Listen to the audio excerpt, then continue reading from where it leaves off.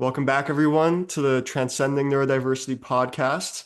Today, I have on a fellow podcaster, Ryan. How do you say your last name? Malphrus. Ryan Malphrus. No. And yeah, I felt like this would be a good conversation to have. I think Ryan and I have similar perspectives, and I want to let Ryan introduce himself a bit. And I'm particularly curious about hearing, Ryan, your relation to neurodiversity or autism, both personally and professionally. Sure. So I guess I can start off. So I'm a clinical social worker. I've been doing that since about 2010.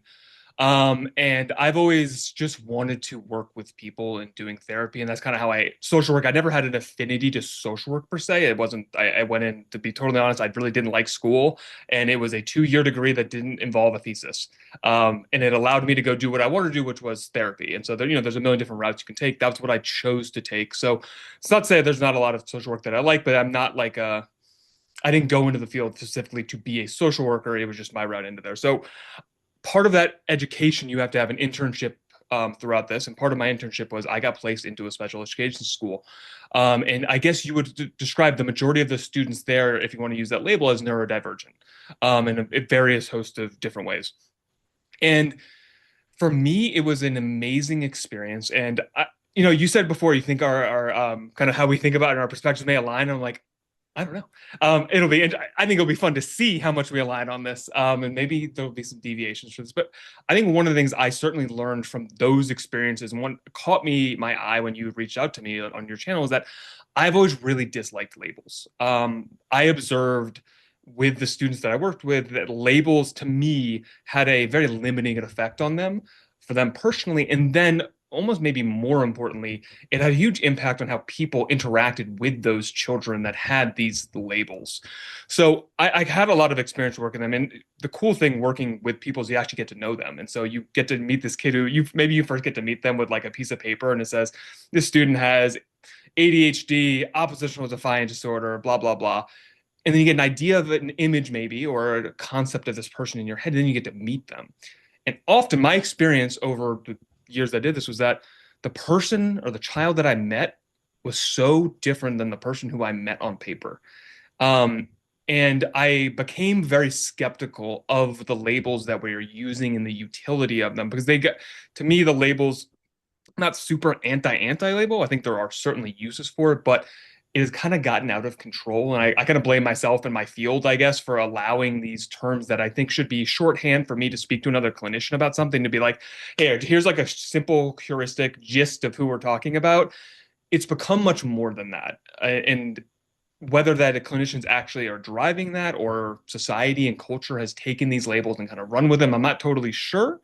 But I am pretty averse to using labels. So that was something that they certainly attracted me to. So I don't know if I tend to get a bit off track on these topics. And well, one more thing I wanted to add, and maybe this, I've never actually talked about this before. So you kind of posed to me of how I kind of see like neurodivergence maybe within my own life.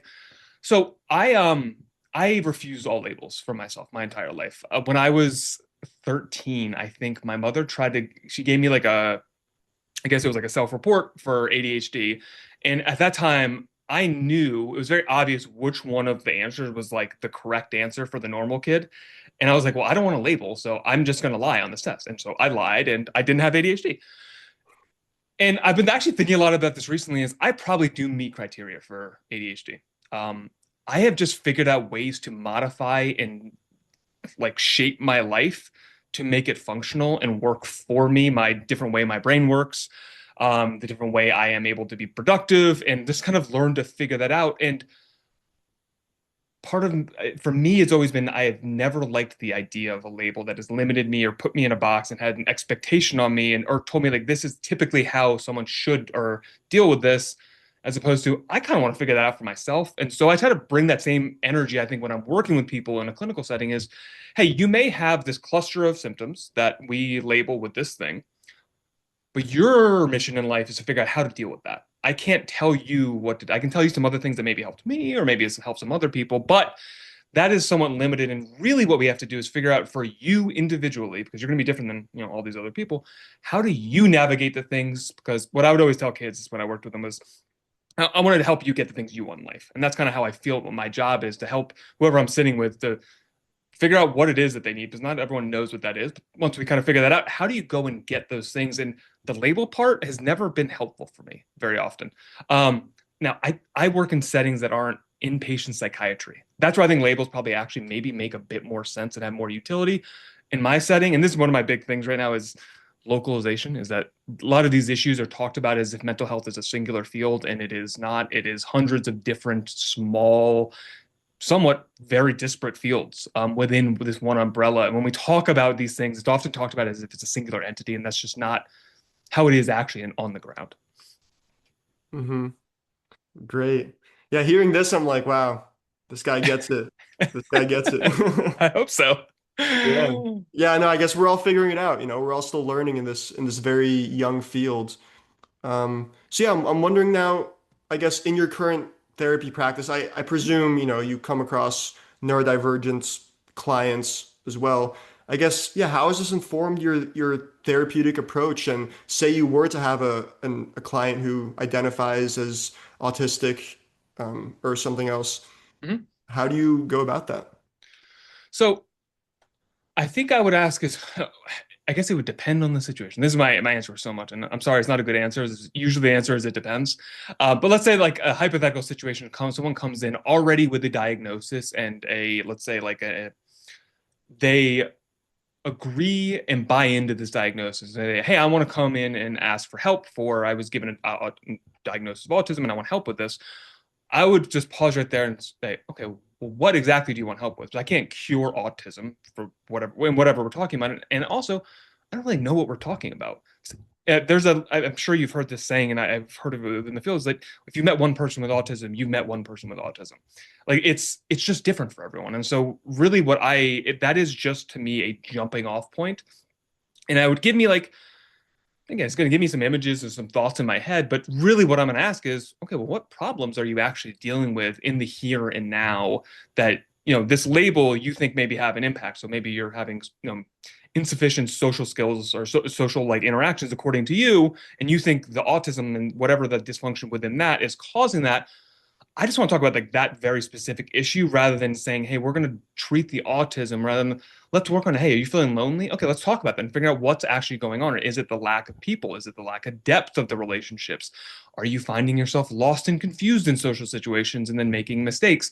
Because all of these are so different to me. And I think you have to address each individual like problem that anyone is dealing with very individualistically. And I think you get into a lot of trouble when you're like, I'm going to treat this quote unquote autistic, neurodivergent, ADHD, whatever the label is, behavior, rather than I have an individual sitting in front of me that has a very discrete set of problems that they are hopefully, that's why they're coming and talking to me, is that they have failed to solve these problems with all of the other ways they've tried, and that I want to help them solve those very specific things rather than the label itself. Because the label, again, it's just a categorization of behaviors and subjective feelings. Hmm. Yeah, and let me think here. I guess what do you think is your biggest difference, in terms of your perspective compared to like mainstream psychology and mainstream psychiatry? Like what do you bring to the table? I guess like what do Mm. you see as like I guess the problems or the things that could be resolved within psychology and psychiatry? I think that's a great question. I am like let's say I'm in the trenches on Twitter. But that's where to me at least that's the platform I enjoy. So that's where I'm at, and I try to involve myself in these conversations. I often feel like I'm in the middle is kind of where I feel, and I feel like one of my roles is connecting people that I think agree a lot more than they disagree. And I think there's a huge problem where they get labeled into, it's often the label is either critical or anti-psychiatry. And then you have the psychiatrist or the mental health people on that side. And it becomes an us versus them dichotomy. And you can feel it in the way that communication happens between these two people is that someone, let's say the critical or anti-psychiatry side says, hey, I've been really horribly harmed by what I think is medication through this or some kind of treatment. And psychiatrist saying, well, I would never do that. What are you even talking about? Like, I don't do this. And part of me is like, well, you guys are both right still. Like we haven't figured out what's going on because the psychiatrist says like, I would never do this. And that's like an incompetent practice for someone to do that. Well, they're right. Like when you go to get trained, a lot of the stuff that I hear about from people that have been harmed or claiming harm by these medications is that they didn't get good informed consent. But we are trained to give proper informed consent. You are trained, and I know I'm not a psychiatrist, but my understanding is that you are trained when you give medication to have a goal, an end date, and all of this stuff. But oftentimes these things don't happen. And so one piece is I'm trying to bridge communication between people because I think so often there's so much emotion and animosity that is built up because you have psychiatrists who I've known a decent amount of them, talked to them personally. They're trying very hard in an impossible system and situation to help people. And they went into this field usually at a pretty for similar to me, like they have a very personal reason why they're here. So they hear someone saying like, "Hey, you're a horrible bad person that have hurt me and a bunch of other people like me." And there's something that is so hard for people to swallow that pill that they're not necessarily talking about you. And even if they are talking about you, well, maybe they have something to help teach you. So that was always my perspective that I brought when I worked in the school system. I worked with minority youth with pretty severe social emotional behavioral disorders. And they're outside of a regular public school setting because the public schools decided that they could not meet the needs of these students. And you can say, okay, well, these kids, I know best. I'm the expert. But I can't tell you how much I learned from those students. And they corrected my mistakes and the things that I got wrong. Because again, I'm reading something out of the book. I'm doing the best that I can. I was also 25 at the time and didn't know anything. And I'm always very open to this idea that I don't think when I think of like my relationships with the people that I'm working with, it's not that I am the expert and you are the person that is getting my expertise. No, I do have expertise and I do have knowledge, but I try to think of as opposed to being above you, is like a horizontal relationship. We are both working together to solve a goal. And I need you and me to be on the same page to agree that we're working towards the same project. And I need you to tell me when I'm screwing up because I know I'm going to screw up. I know I'm going to be insensitive. Maybe I'll get into a fight with my wife the night before and I won't get a good amount of sleep and I'll miss something because I'm tired. Like stuff like this happens.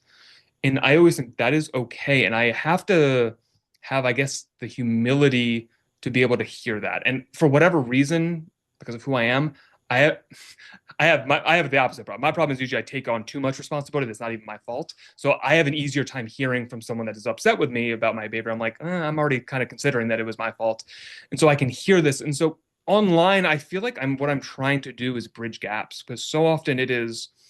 I've been joking around is rather than people speaking to one another, it is people blogging at one another or tweeting at one another, and that's not how humans productively have conversation. Like we're missing social cues, we're missing tone, and just I always think of these interactions like you and I have you right here, and I have a picture of you on my screen. I get to see you as I'm talking.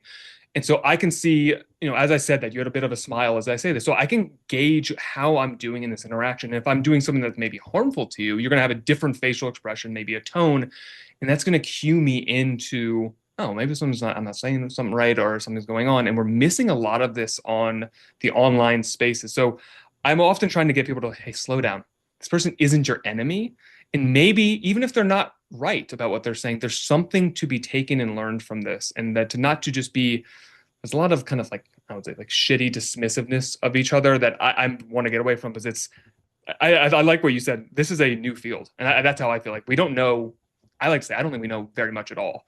And to be open to this idea that not only is there a lot for us to learn, which means we're wrong about a good amount of things, but that the people that we're working with are often, I think, our best teachers for like, hey, this isn't going well. And if I don't have the ability to actually receive that, I am very aware that I could be causing someone significant harm. And that is, iatrogenic effects are kind of big in the media right now, which I'm super excited about because I never heard of that word before like 3 or 4 years ago. Can you And repeat that word? iatrogenic. So it's a medical term. I had never heard of this word before either, but it's the medical term for a intervention that is meant to help but causes harm. Oh, And it's a common thing that's talked about in medical professions. So it's like, hey, we want to give you a medication, but there's side effects, and that's so. And a negative side effect would be considered like an iatrogenic harm that was caused by someone. And it is a really tricky thing, and I think especially in the mental health field because you have a bunch of people like myself we want to be helpers. That's why we are in this field. And then you have someone saying, hey, that thing you're doing that's helping them, you actually hurt them. I can't tell you how bitter of a pill that is to swallow for some people. And it is a very like, so I always see a lot of these problems are like personal issues that like Hmm. personally I am having a hard time swallowing this pill because so much of my identity is wrapped in being a helper.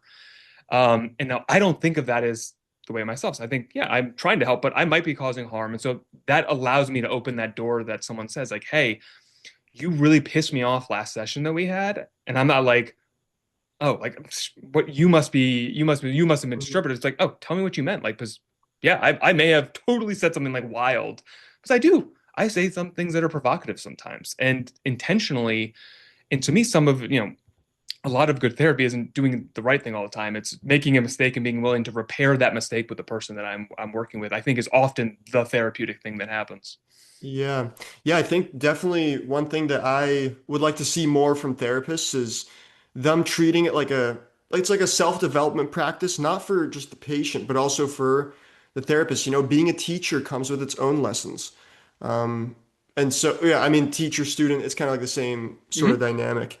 So, yeah, it totally is a self-development practice and one that I guess teaches you to open your minds more, approach them with more curiosity, come with less of like a controlling Hmm. um, mindset, which are all things that are very, part of the ego. You know, Yep. it's part of the ego to sort of want to be the all-knowing and, the one who's in control. And if I'm not, just showing control or showing that I'm an authority, then I must be incompetent. Or I Hmm. must, I must look bad to them. Yeah. But in my experience, it's been the exact opposite. I'm a coach, by the way. Okay. So, it's similar and different. Hmm. Um, and yeah, I feel like the more vulnerability I show and the more transparency I show in terms of what's going on within me, it almost like gives the other person permission to fully open up.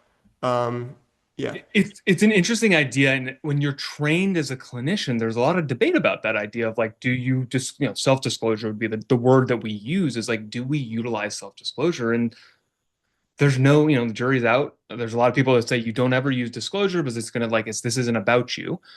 And I'll talk about me because I have shifted in life. I think most people, if they're honest, I've shifted how I've done things pretty dramatically over the 15 years I've done this.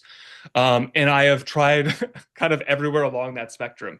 Because, I'm trying to figure this out of what works best. And what I found is that there is no best because it's very dependent on who I am working with.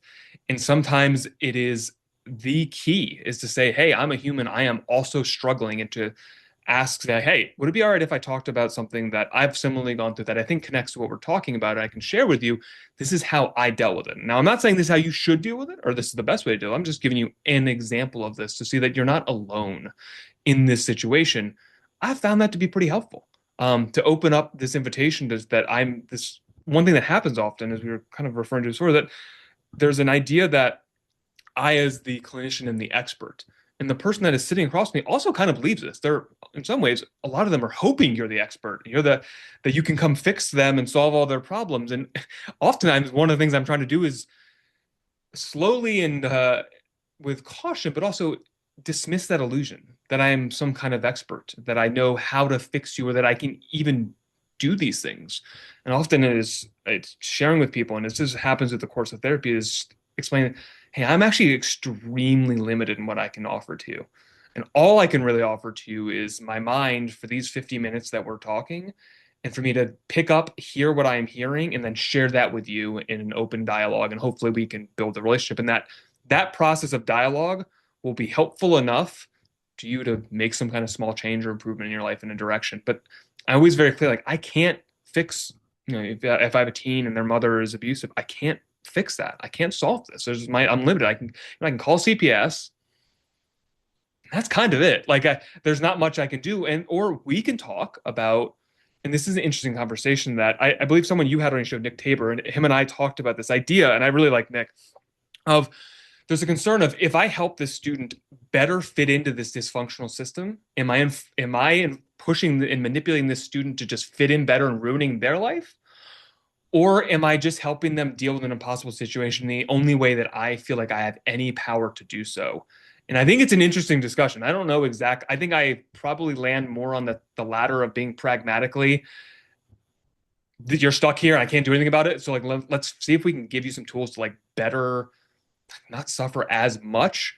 But I do recognize there's a real risk there that I'm gonna be like, well, just be a good boy and suppress who you are so the bad thing stops happening. And that 10 years down the road, and it's what's scary about this is sometimes it is 10 years down the road, that thing that I did with them has caused way more problems because they've suppressed a part of themselves that is either very important or, and all of a sudden they're in their 30s where I see a lot of people in their 30s where they're unpacking a lot of the things that they were taught when they're younger and they are entering a different phase of their life and like, wait, I don't know if that was true or if this works for me anymore, and I have to now unpack this. So there's a real risk with these things that it's challenging. These are they're non-trivial trivial issues, which is why I try to be so clear of like, it really depends on so many situations. I try to make like declarative all or nothing statements because it is my job's scary. You have to be very comfortable with not knowing what is working and what is not, or you can get yourself into a lot of trouble and hurt some people along the way. Hmm. Yeah.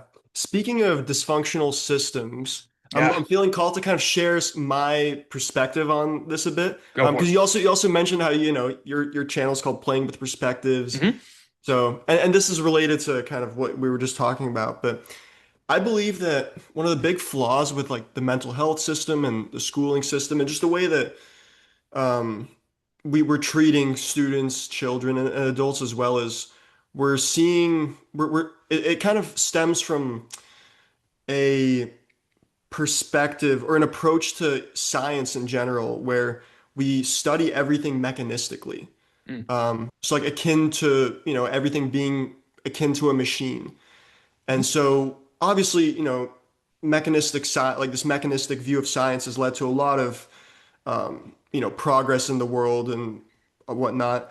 But also, I think when it comes to studying the mind and studying, what might be best for someone's well-being and mental health, I guess studying the human like a machine leads to things called disorders, where it's, you have the system, and if someone is operating in this, normal way where they can be productive, a productive member of the system, then then they don't have a disorder. Mm. But if they are socializing or cognizing in a way that isn't normal, it is labeled as a disorder. So Hmm. this is kind of where like I think a lot of my, I guess, struggle growing up was Yeah. I was labeled as disordered. I was labeled as this kind of broken person or broken machine. Hmm. Um, and so I think a lot of this comes back to, I guess, like viewing people as machine, yeah, like studying things mechanistically. And then also, yeah, kind of like as Nick Tabor says, it's kind of an authoritarian Mm. regime, and it's like conform or, fall behind. So Yeah, yeah, I'm wondering what comes up for you when I say that. I think in many ways it is an authoritarian system, and I don't know if I have as negative a view on that as maybe Nick does. Because it just is like it clearly is like it's the system, let's say the school system, but that's the one I'm most familiar with. It sets a standard of behavior and like practices that is like the correct thing, and then there are a lot of also incorrect things, and you get ordered based on those things, and it does not do a very good job accounting for people that don't fit into the norms. And that's often, I think, what we're really talking about. There's going to be a group of people that don't fit into any norms in this sense. And what does a system like this do with that? I always think that so much of this problem is that these are really hard problems to solve. I stay away from like ascribing people's intent or that there's like a malice behind these things. I think I've certainly seen some individual malice, but as a system, I think the system just is ill-equipped to deal with these things, and I don't know if there is a solution. So, like, I'm just thinking of like some of like the problems that we deal with in the school setting is that, let's say you have a student that needs. I mean, I worked with kids that were, they were labeled ADHD, and they had what I believe in my own little head, I have like there's like real ADHD, and then there's like kind of like normal hyperactivity that gets labeled as ADHD. But I've seen, people I've worked with people like they can't get through a single sentence of me without interrupting me because their brain is going to forget it. And it's just like there's some real impulse control problems. And now the question is like, what do I do with this person? They don't fit into the system. As my system is where everyone else kind of is, and it requires them to attend or perform certain tasks or to regulate their impulse control. And what do I do with this person? And I think that's a really, really challenging thing because in the school system, at the end, there's one goal, it's for you to graduate. Um, and so the question is, how do I get this person to get to this goal? And often when I think that I'm hearing like your perspective is that, is this even an appropriate goal for this person? But we've already deemed that this is the goal, that the correct thing to do is to graduate and get a high school diploma. And don't get me wrong, it's highly beneficial. I'm not saying it's a bad thing for you to do, but is everyone going to fit into the system? And we don't. And one thing that I would always think about in these schools. But I worked with kids that were, and I don't know how you feel about this. I think IQ is a really important metric. And so I worked with students that were in around like the 70 to 85 IQ. And when you work around people, when you can actually like read their IQ, there are certain ways that they interact with the world just differently than I do. And there's certain things that are just going to be more difficult for them than it is going to be someone with 100 or with 130. It might be trivial for that person where this is like, I need to spend 2 hours. If I have a 70 IQ, it doesn't mean I can't do it. But you're going to have different challenges kind of throughout your life. And we don't have systems anymore or places for people that on the lower end of these spectrums that don't function as well. And I think, so there's a bit of a tangent, but hopefully it'll all connect. I think society has become more complicated and much more difficult to navigate. I joke around with some of my friends on my friendly Discord server that I like to hang out in, which is that like you used to only need to know like four things in life, like when do I need to plant the crops? What do I need to where do I go hunting? What does this plant look like? And now just to sign up for something, I need to download like 3 apps, remember 14 passwords, understand the bureaucratic system that I am now trying to engage in, understand all of the I think society has become much more complicated in those places where someone could still have a wonderful life doing a very productive, useful thing. That has been much more limited, whether it is just technology has replaced a lot of those jobs for people that that may be better served doing some kind of manualized labor that is still, I mean, to me, no less valuable than a high paying white collar job. But society doesn't conform to those things. And we're having a technological issue where what do we do? And I don't know what to do with people like this. And so my idea was always, I want to bring back trade schools. If I had my solution to this, it would be at ninth grade, we make a determination whether you want, and this would be I think it should be consensual, which is, do you want to try to go to college or do you want to go into doing work? And not the idea that college is the default correct answer, which in America, where at least especially in the areas that I'm in, it is like just presume that is the correct thing. And if you don't go to high school and you just want to work, you're doing something stupid. And they'll use statistics to demonstrate this. And again, it goes, well, it kind of depends. Because I think you go to college, waste a shitload of money and time, and do nothing with it because that wasn't the right thing for you. And you just kind of went along that path that everyone else laid out for you. So I think one of the biggest problems is that systems just don't exist because they're time consuming, expensive, and difficult to create. And it is a legitimate, like non-trivial financial and incentive issue. And that's why I always try to steer. I've tried to, again, one of the things I'm trying to do is steer people away from like malevolence being the key issue here. When I think these are just really non-trivial problems that we haven't just figured out how to resolve yet. And people are kind of doing the best that they can, but this other thing to link it to what we were talking before, they're very resistant to hearing that they're not doing a perfect job.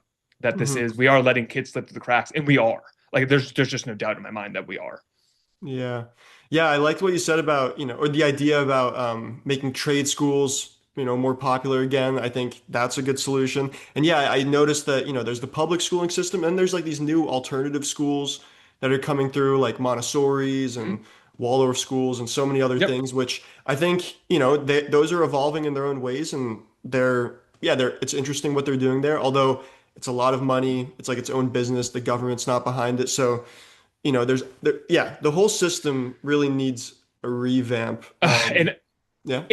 my always thing is like it does, and man, what a problem that is because like the systems that are in place are like I could just tell you endless stories about like the education system and the system that's there, meant to support and help the kids. It just doesn't function.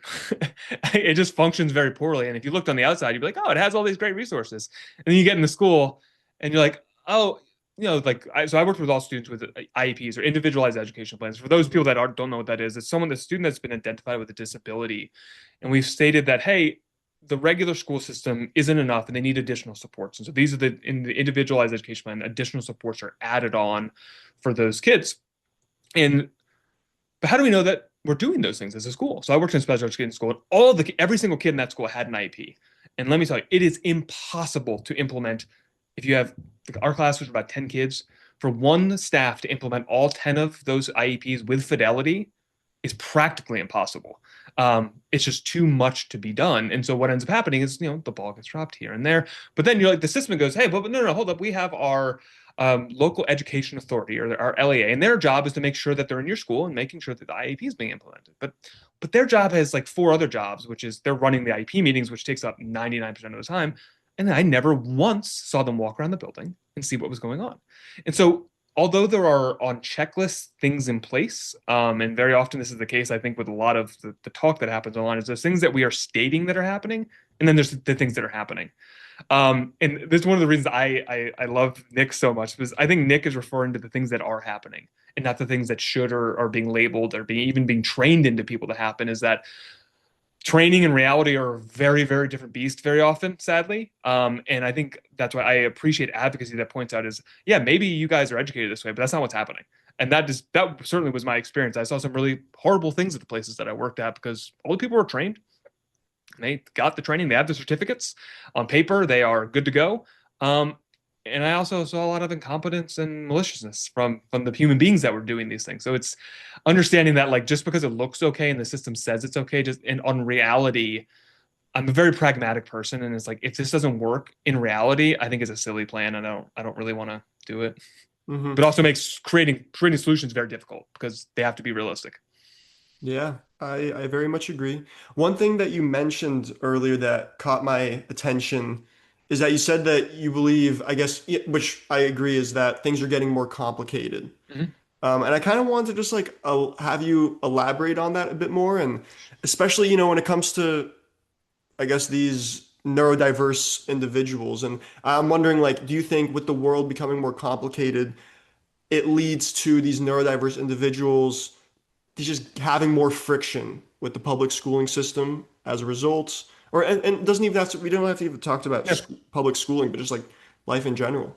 Go for it. Yeah, I mean, I think, especially if you're talking, like, we could narrow this down to the kind of neurodivergence of, you think of like the typical, and I'm going to be stereotypical here, but like some of the stereotypical challenge of socialization, and doing demanding tasks that you don't like doing.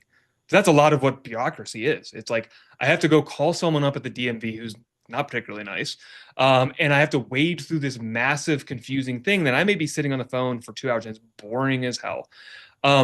That's a big ask for someone that struggles with those very things, and I think those things are just more common. Like, so I have two kids, and my son plays a lot of sports, and it drives me insane. Every single season, I have to download a new app, sign up, remember a password, and then sometimes you're going to have parents that like forget or don't do these things, and society kind of punishes you for these things because there's an expectation now that you, one, have the device that allows you to access these things. Two, you know how to use them. You can be effective at it. You have the time to do this.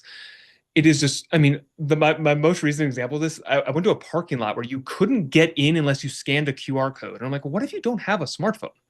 Or if your phone's broken? Like, I guess you just can't access this. So I think it legitimately limits access, like pragmatically, for people that have a hard time already accessing these things. Um, and for people that are even, I would say, that I think excel, it just takes more time. A lot of these things are, it's like, I don't want to engage with these processes because it's really challenging. And I think that's I don't know, I think that's a big deal. I think the Hmm. idea that like things are extremely difficult for someone, like when someone says like, oh, like, but you could do this. And I'm like, well, of course someone could do this. You put a gun to their head. Like, I think they could. The real challenge is how do you get people to repeatedly do challenging things over and over every day with no end, and there's no gun pointed at their head. Um, it's hard. It's a non-trivial thing. So I just think that the amount of technology has both made things easier, but also more difficult. Another maybe tangentially connected to this idea is that I actually think we have more potential and possibility than ever to do whatever we want. Like I decided about 3 months ago I wanted to start a podcast, and now I have a podcast, and I just did it. But if I'm a little bit older, I'm 39, but like when I was younger, this was not possible. You would have had to get attached to a radio station and do all these things. And with AI, this is just now exponentially. If you have an idea, things are easier than ever to do things. But that's not always good. That can be, for people that have struggled with making decisions, now having more decisions and more information is overwhelming. And it has actually made it more difficult for them to productively engage in the things they want to do because, well, if I just need to read 3 books in the past to make sure I know all the information, but now I need to read 100 books to have digested all the information. For me personally, if I'm someone that wants to be correct all the time and I have a problem with like having incomplete knowledge before I move forward, well, it's going to be really hard for you in this day and age to do this. So I think there's all these different things that are just constantly changing. And probably it just is because of technology, it has both helped us, but everything has become very, I think, very, very complex once you get, especially once you scratch beneath the surface. Like, I think some user, I'm countering my own argument in my head, which is, some user interfaces are very easy, and we've made society very easy. But as soon as something breaks, we have no idea how anything works. If we're missing the person or the thing that has helped us get this, we're just totally lost and confused. So everything's kind of more complex, and I think it's fragile. So Mm. it's as you can see, my brain goes a bit all over the place, but I do think it is just challenging for the people. And I'm just thinking of the students that I worked with having to navigate, even just going to get a job. There used to be a sign in the window that says help, we need help. You would go in and be like, hey, I'm looking for a job. And you'd sign, you'd fill out a paper application. You might talk to someone. Now I need to go through a bunch of websites. I don't know if I'm doing this correctly because I have no feedback because I'm just sending this into a place and I have to navigate all these systems. I don't need like it just becomes I think we're adding more and more barriers, although technology is, I think, for some people making their lives easier. I think for other people, and that maybe that's what I'm talking about. For other people, it has not made their life easier. It has made it more complicated, more taxing, and more stressful. Hmm. Yeah, I find that, because I've thought about this exact thing many times, and I find that when you really do break it down, like, and you just look at smartphone use and digital media consumption and just the effects that that's had, especially on this younger generation, that's always like what I think about. Yeah. That might just be the one culprit. Like if we can manage that, or if we can do well by that, then that could solve a lot of the current mental health crisis issues that are going on. Because I think a smartphone just opens up a huge Pandora's box for everyone that Mhm. has it. And to me, like a smartphone kind of represents like a lot of like the ego for me, where it's like it's all like your social connections and different like survival tools are in there as well. Mhm. Um, but yeah, it's quite overstimulating. I think the one thing that's missing is just time to process and time to just do nothing and to just kind Mhm. of mull through your head and organize things. This is something that I've found in the last few years, especially being autistic and already having, more mental noise, is that the more I can distance myself from my phone or untether myself from my phone, and the more time I have to, do nothing, the clearer my mind is, and just it seeps into everything. Like everything just kind of improves. My attention span improves. So yeah, to Uh, me, like a lot of this boils down to smartphone and digital media consumption. Um, Wondering if you have any thoughts on that. yeah, I have so many thoughts on this. So one, to your point, I don't think we have any. Most people, and I would say almost all of us, have no idea how our smartphones are impacting us. It's something that I've noticed. I've tried to be more aware of. Is that, man, social media can really throw your moods, and very quickly. What you're consuming does impact you, whether you like it or not. Even if you're telling yourself, "I have to do this," it is impacting you. And so often when I think of technology use, I'm pretty I don't know what the label would be, but I don't think we're stopping. I don't think we're going backwards in technology. I think if anything, we're just going to continue to go forwards. And my thoughts on this are, so I think about this with my kids. So I have a 10-year-old son. So people can judge me about this. I don't have screen limits with him. But what we do have an understanding is that like there's other things in the world that I'm expecting you to do, and as long as you go do those things, I don't feel like I want to artificially put limits on you. I want you to control these things, and so, and my thought behind this is he is going to grow up in a world where technology is going to be even more important than it is now for me.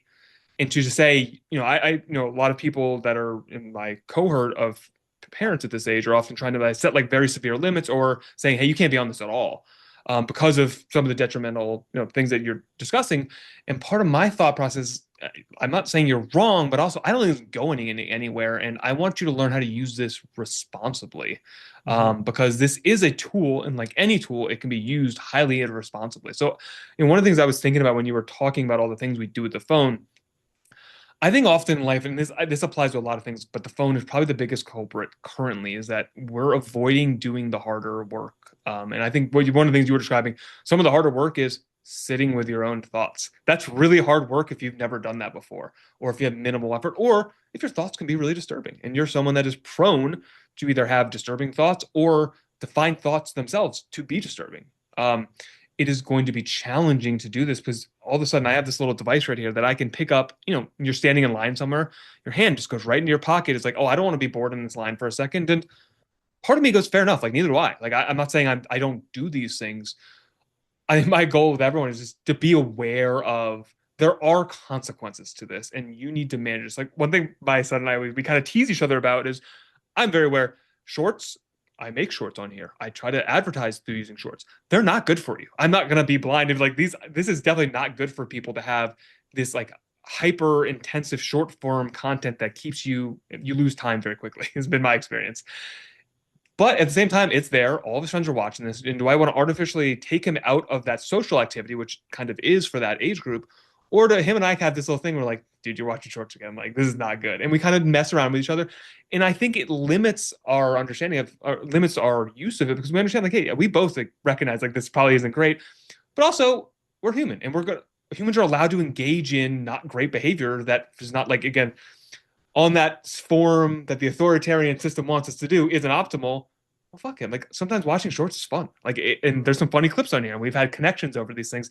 So to me, I'm always thinking about responsibility, and Mhm. not that a tool or a thing is good or bad, but is how do any of us as individuals engage in these things that are just there in reality more responsibly is usually my goal because these large systematic discussions, although I think very intellectually interesting, I'm so like absurdly pragmatic where I'm like, well, we can't change this. Like, that is too big of a burden. But what we can do within my own household, what I can do at least is I can watch how I'm doing, engaging with it. Maybe I can watch a little bit how my kids are engaging with this, and at a broader scale, it is becomes increasingly, to me at least, more difficult to envision how do we solve this problem without trampling on a bunch of people's rights, which I don't personally, I don't want to do that. Mhm.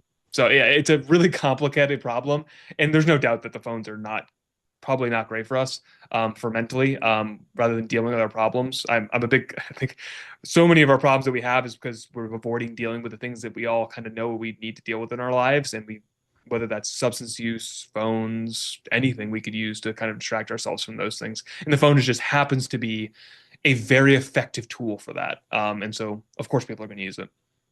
Yeah, no, I love your nuanced perspective on this, where it's like, yeah, it's not good for you, but it's also kind of part of the modern world. We're gonna scroll a little bit here and there. I do Um, bad things sometimes, and it's doing bad things is fun sometimes, and sometimes, at least for me, I've learned from my bad things that I've done in life. And when I've made mistakes, I needed someone to give me the space to make mistakes in a safe environment. So that like when I think about my kid, that's my hope is that hey, maybe you're gonna watch something stupid, and he'll show me something, and I'm like, dude, that's AI. Like that's not real, and he gets this little jolt of oh. I thought that was real, and like, it's maybe somewhat disappointing for him, or it's like slightly embarrassing. But it's okay. We now have you learn from these processes, and I want to again just have like I feel like when I was growing up, when the internet was like first budding, everyone was like, "Don't trust anything you can see on the internet." And to me, I'm like, "Yeah, just let's just keep this going for." Be skeptical. Be curious about these things that you're watching, and those, be curious how it's impacting you. What like because is going to shape your views on the world. If I mean, I just know this that if your content algorithm is a certain way, the world is a very scary place and horrible things are happening all the time. But my algorithm is not. My algorithm is like really smart people trying to solve problems because that's what I'm engaging in doing. And so this is the other part of when if people don't like their phone algorithms and what social media is doing, I actually think that's a you problem. And you need to be more aware of the content that you're engaging in, and Hmm. that you're actually somewhat responsible. That's just how these things are set up. They're going to set up for how engaged you are and how much time you're going to spend on this device if it feeds you this material. And so, what I would say is, you actually want this material, even though you don't really realize that you want it. And you're telling Hmm. yourself this sucks and this is miserable, but you do keep going back for it. And that's just something to think about. And if you want to change that, yeah, let's change it. But if you don't, and you want to engage in this content that I might find degenerate and not good, that's your task to solve, not mine. Hmm. Yeah, one thing that I've come to realize is that a big lesson that technology, I think, is giving humanity, and yeah, this is, I guess, getting into a bit of like my philosophy is, it's kind of, it kind of makes humans, or it kind of brings about the need for metacognition, to kind of think about your own thinking, think about your own Mm, process, to zoom out a bit. Because if you aren't strong in metacognition or like, that sort of zooming out ability, then yeah, you are more likely to get sucked into the algorithm and to lose your time and money on it. And so that's something that I've come to learn is that I think going forward, in dealing with technology and kind of, I think, helping this next generation build a healthy relationship to it, I think a lot of this does, yeah, come back to metacognition and I guess helping expand your own self-awareness. I'm also, personally big on meditation. I think that's mm. really helped me with my own relationship to Yeah. my phone and just that ability to zoom out. Yeah. Do you have anything? Yeah, that's so interesting. I had never like connected those ideas. I think my gut sensation is that you're correct. And so I've been told, and I think I do. I have a lot of metacognition, almost like too much. It's like frustrating sometimes. I'm like hyper aware of what I'm doing and why I'm doing it, which can sometimes make it hard to do things. Because you're like, oh, am I doing this because I'm selfish, or you're going diving too deep into this. And I think sometimes if you tend to be higher on the scale, and I don't view that as a good or a bad thing, you tend to forget what it would be like if you didn't have that process. And how, for me, I think I'm like, oh, it's pretty easy to sidestep this. And so I'm probably more on, hey, give everyone freedom because they should individually be responsible for themselves. And maybe sometimes I don't realize that I have a special thing about me that allows me to be more responsible and engage with this. And I love social media personally. I have a great time with it. I think I have a healthy relationship with it for the most part, and I see it as a positive. But I shouldn't assume that everyone can just do that. That just to say, hey, you're responsible for this. That these things are specifically designed by, I think, people within my domain field, psychologists, to specifically grab people and yank them around, and they're good at that. That's probably the best thing my field has ever done, and I don't mean that in a good way, but like they're very effective at engaging in those practices, whether that's gambling, social media, websites, TV, all this stuff they're involved in. Yeah, I think that's such an interesting idea. And I do think, to me, the expand on this, I think a lot of what I'm trying to do in therapy is expand people's metacognition, is to bring their awareness to that you can take that step out, as you said, outside of yourself and see, oh, there's an eye that I can observe me. And I agree with you. For me as well, meditation was something in my therapy process for my own personal therapy, my clinician recommended to me. And I love the way he did it. So there was a meditation book that when I grew up, there was all these like infomercials about 7 minute abs. And it was always like this like little like this kind of thing. And there's 8 minute meditation. And he was like, listen, I know it sounds kind of silly, but this is the only thing that I've ever gotten people to like stick with because it's only 8 minutes. And it kind of worked for me because I could do about 8 minutes of it before going crazy. Because I personally, I don't know how your experience with meditation was. I found it exceedingly frustrating, because it was about every 2 to 3 seconds, my mind would wander off of whether it was breath, sound, or whatever I was attending to. I had a really hard time with this, but it was a huge teaching process for me. It's like, oh, I'm not as in control of myself as I think that I am, and that you can actually work on that like a skill to. And I don't practice meditation anymore. But when I was doing it, it was, oh, I'm getting better at this. And I can actually just take this principle that I'm doing in a very intentional practice of meditation. I can take this outside of this intentional practice and utilize this kind of everywhere. That it's like kind of a skill you can learn and then implement. And I think it's just there's different ways to reach that. But I think that's an interesting point that we do because of the way the world's changing. I think increasing people's metacognition is going to be more and more important as technology increases and tries to capture more of our kind of more like unconscious base level drives. Yeah. Yeah. And like social media addictions kind of do the opposite, I think. Yeah. It just affects our attention span. But yeah, I found it really interesting hearing, your approach that you're taking with your son, where you're not limiting screen time and you're kind of letting him work out his curiosity or, like kind of Mhm. letting him decide for himself, letting him have autonomy. And I kind of wanted to like double click on that because I find that like Yeah. so interesting, and I really resonate with the whole thing of yeah, letting children decide for themselves, and yeah, learn these lessons themselves. Like it's like kind of letting a child, do what they want with their friends, and then just come back by dinner, like that sort of Yep. thing. And I So, remember for me, like growing up, I remember like food was something that was like kind of controlled by my mhm. parents with good intention. Sure. But I remember, years after I like left my home, I remember I had this really dysfunctional relationship with food. And so I think about the same thing, with the kids and the smartphones. Although I also can't help but feel like with these smartphones, okay, they have these like very addictive mechanisms. So Yep. yeah, I want to hear more thoughts So, on that. um, I think how I'll tackle this. So, I guess first to talk about me a little bit, Mhm. and it has to do with my thought on this. So one is I grew up on the internet, and the internet was a haven for me, and my family was dysfunctional, and I wanted to escape. And the internet was a wonderful experience for me, and online gaming was a wonderful place for me, and I still engage in that culture, and gaming is a big part of my life. So that's where one problem is that I'm big on like if I'm gonna be playing the game, I can't tell him not to be playing the games. I'm playing the game. So I want to, within whether it's be me as a therapist, me as a parent, it's like I want to walk the walk and not just like talk about this. So until I stop playing, I don't even think it's an option to tell him he can't play. But also, I've had all these good experiences with it, and I feel like I learned how to type really fast by if anyone's old and played the game EverQuest growing up, which was kind of like the game before World of Warcraft. You kind of just died if you couldn't, because there's no voice chat. And if you couldn't type quickly and communicate with your people and what was going on, you lost. And it taught me how to type. It taught me how to engage socially and engage in sometimes very complex social dynamics. And it was a wonderful experience for me.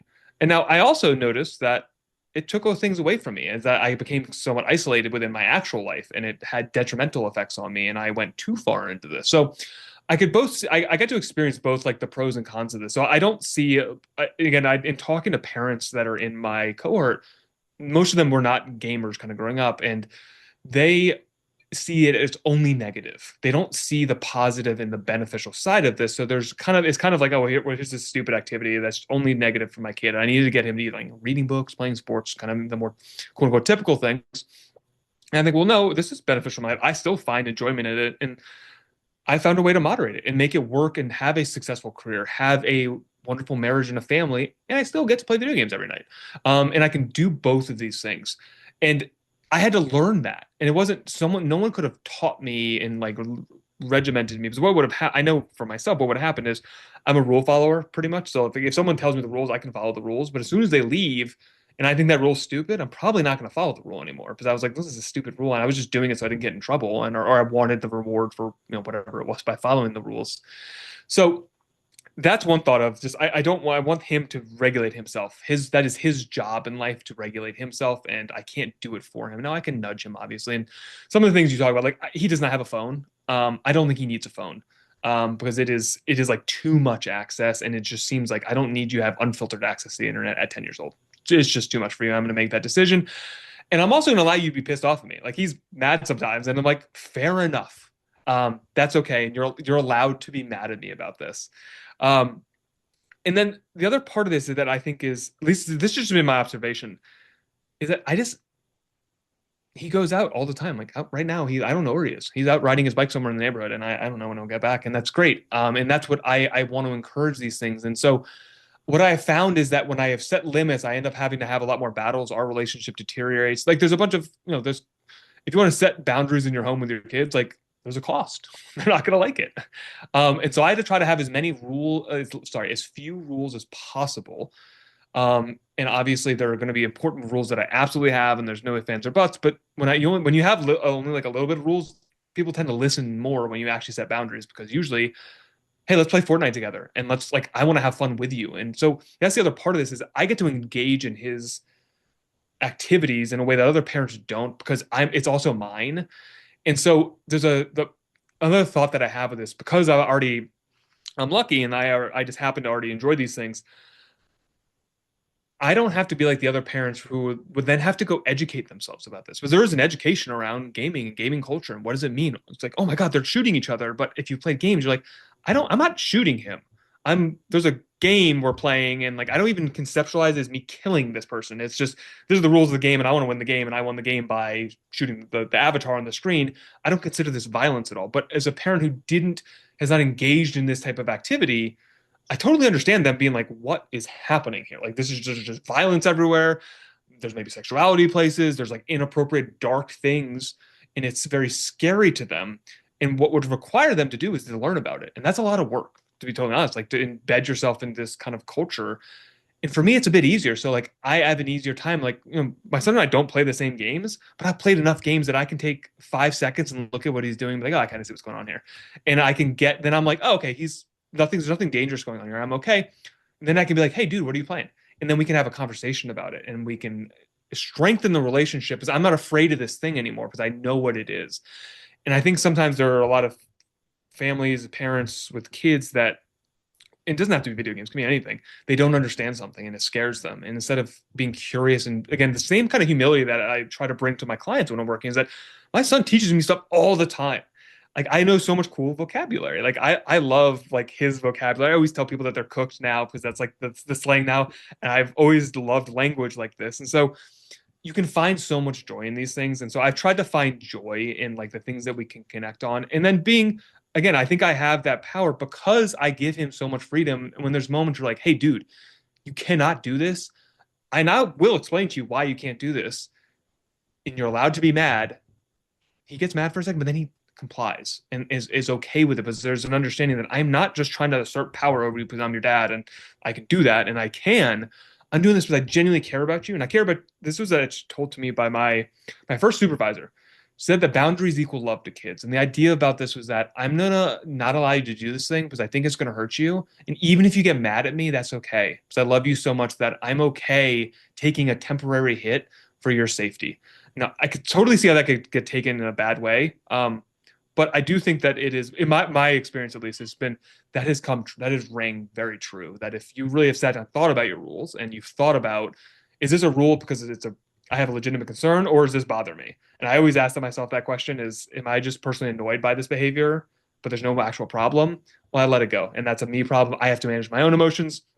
But if there's a real problem, okay, this is the problem. I'm not going to allow you to do this. And this is why, my observation, whether my own children are working in a school setting with oppositional defiant children, they weren't defiant because Hmm. they understood, hey, I want you to be free, but there's also, I don't want you to get arrested. So I'm not going to allow you to do the thing that's going to get you arrested in my presence because I care about you. And you can tell me that I am an annoying X, Y, and Z. Fair enough. I am being that right now. You're right. That's okay. I still know why we're doing this. And I hope, and I do personally have faith that the conversation 5 days from now, you'll understand why I did it. And you'll respect me for doing it. And that's just been my experience is that has been what has come to fruition with the approach that I've kind of taken. Yeah. Yeah, you seem to be approaching parenting in a very conscious way, and I'm feeling inspired hearing a lot of it. It's And yeah, I don't really have anything to add because you're the parent and I don't have kids. Well, Um, I'll say just the one thing I'll add this the thing you yeah. just said. I didn't have a great childhood. And so there's a reason that I'm bringing consciousness to this is because whether it was I working in schools or my own children, is that I want to give you a different experience that I didn't have. Um, so a lot of those things that I described, I don't feel like I had those things. And I was craving someone to this game EverQuest that I played. God, it's so good. I could go on for days about it. And I wanted someone just to be like, why do you like this? Like, show me what's cool about this. And never did anyone ask me that question. And so it was a thing that I was ashamed of my entire life. Mm, And I don't want that for my child. So that, like, their genuine interest. And I have a belief about hobbies. I'm very like, I always hated this because it happened to me. Like, I hate this idea that like your hobby is a bad hobby and my hobby of watching TV for 5 hours is totally normal and fine. Where to me, it's, I think anyone's hobby, if you've had this experience, you ask someone about a hobby that they're passionate about and you really show interest, you'll learn that it is so deep. Something that you might think is like has nothing to it will have depth that someone has taken thousands of hours to explore how to do it better and more efficient in all these cool, interesting ways. And if you don't have that just openness to be like, show me that, you don't understand that like there's so much cool stuff out there. So I really have this kind of belief, and it comes from myself, is that it's a shame that people missed out on what I saw in these things. It made me feel horrible as a person. So I both want to do something different, which is I want to have the person not feel ashamed of who they are and what their interests are. And two, I want to benefit because I've learned so much cool stuff from hearing about other people's interests that it's like, oh wow, this person has spent thousands of hours and they can distill down the most important parts to me. Like what a wonderful thing. And why would I like not take that opportunity to learn that rather than me going to spend thousands of hours to get to where they have already gotten to? hmm Yeah. Yeah, and one thing I guess what I want to add to the whole, I guess, general topic of parenting and going about digital media. So, and this is just like a perspective I have, which is that the internet changed radically when the infinite scrolling function became Mm. implemented on pretty much every major website. And for me, when I noticed this correlation just in my own research, where the moment the infinite scrolling function became implemented on Facebook and MySpace and whatnot, mental health, I guess, issues of various kinds just immediately went up with it. And I Uh, think that just has to do with kind of attention span and the amount of time that is spent on these digital media um, platforms. And so for me, I would say if I had a child or just something that I would think about is like, okay, internet and like video games, yes, like this is a part of our society, explore.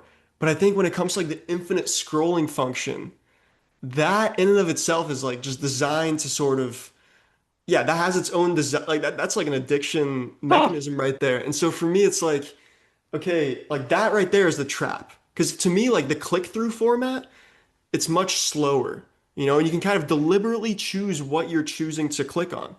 So for me, it's like, yeah, like this to that to me is like an important part of this. That's Yeah. so interesting. Again, cool thought I'd never thought about. I agree with you in just at least my initial thought of it. Because yeah, like just a couple of things. Like one, when the beginning days of the internet, you would run out of stuff to read and you have to go do something else. And there's also the period of time when it's technology is going to make it smaller more, but like, when I had dial-up internet, it would take you, maybe a minute or two if you had to switch web pages. In that minute or two, often you would get distracted and go do something else because you're like, oh, this is taking forever, like to do this.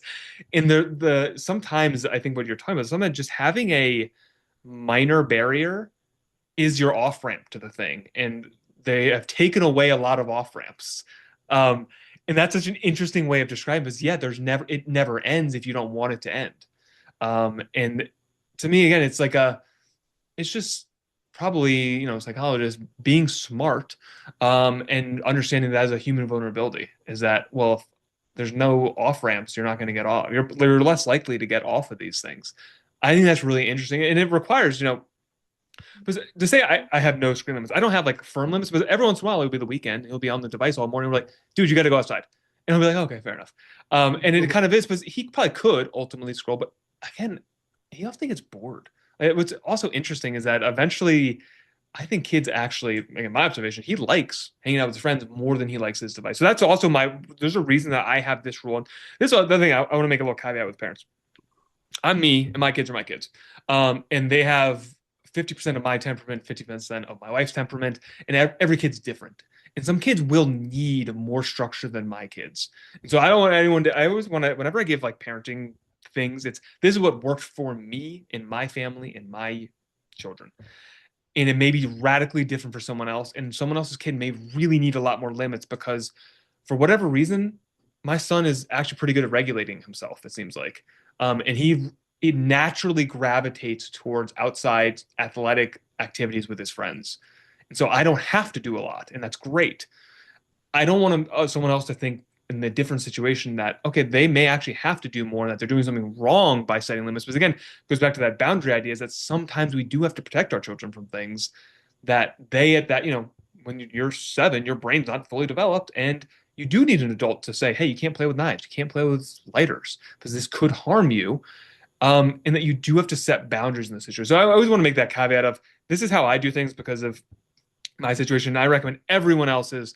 You have to figure this out for yourself. I think that's one of the bad things that was to speak about internet and parenting is that there are 7,000 websites of how to be the best parent.